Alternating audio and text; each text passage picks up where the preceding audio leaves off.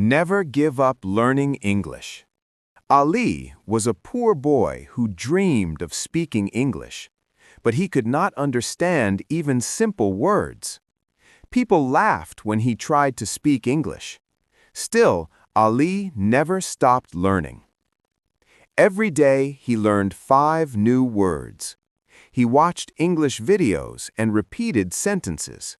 Sometimes he made many mistakes, but he believed mistakes help us learn. One day, he spoke English with a foreign visitor. The visitor understood him and smiled. Ali felt very proud and happy. His hard work finally showed results.